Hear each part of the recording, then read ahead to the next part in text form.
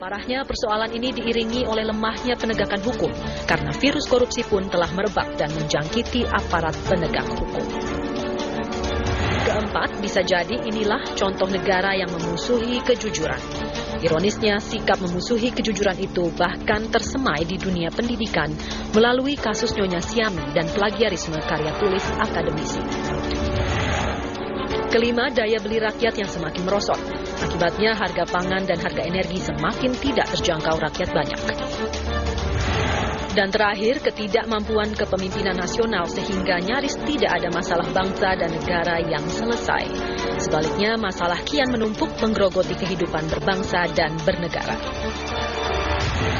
Maka tidak mengherankan jika survei lembaga The Fund for Peace dan majalah Foreign Policy tentang Failed State Index atau Indeks Negara Gagal pada 2010 menempatkan Indonesia di posisi negara dalam peringatan atau dekat dengan negara gagal.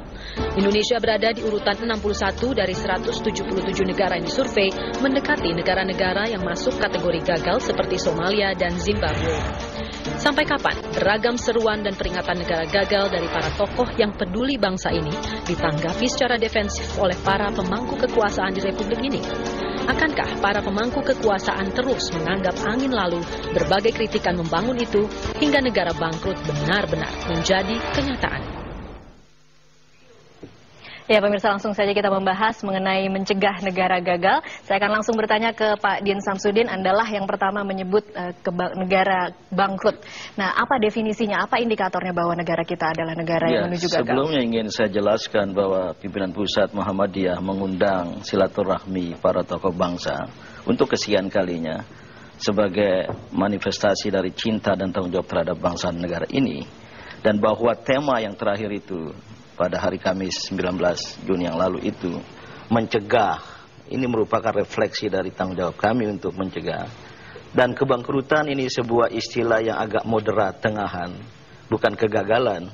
Walaupun kami juga terpengaruh oleh indeks dari PBB tentang posisi Indonesia yang nyaris menjadi negara gagal, terutama pada 6 dari 12 variabel yang sangat-sangat sukar untuk diatasi dalam waktu dekat, ya, sehingga cenderung akan meluncur kepada tingkat kegagalan. Nah, kami ingin bukan gagal tapi kebangkrutan dalam pengertian negara, khususnya pemerintah sebagai pemangku amanat.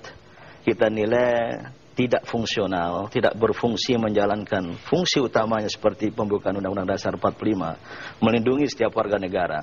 Ini kasus terakhir TKI, dan masih banyak lagi yang terancam hukuman mati, tetapi negara dan banyak pendapat yang beredar pada 1-2 hari ini gagal untuk melindungi, ya. Dan yang kedua, yang juga untuk meningkatkan kesejahteraan. Saya kira tingkat kesejahteraan kita, angka pengangguran, ya, walaupun yang diklaim 31 juta, sementara peserta raskin 70 juta, penerima jam kesos 74,6 juta, ya. Jika dihitung itu masih sangat-sangat banyak sekali. Belum lagi pengangguran sarjana, ya, 780.000 pada tahun terakhir ini, gitu. Dan terutama yang memprihatinkan kami adalah merajalelanya korupsi. Dan yang paling berbahaya adalah state capture corruption. Korupsi yang dikendalikan, dikelola oleh negara, langsung atau tidak langsung. Termasuk dengan adanya beberapa undang-undang dalam bidang ekonomi yang kami kaji, seperti minerba, migas, dan lain sebagainya, berimplikasi menjual tanah dan air kepada asing. Dan itulah yang kemudian membawa dominasi asing, ya, dalam perekonomian kita di energi, perbankan, telekomunikasi. Itu sangat-sangat signifikan, di atas 40-50%, gitu.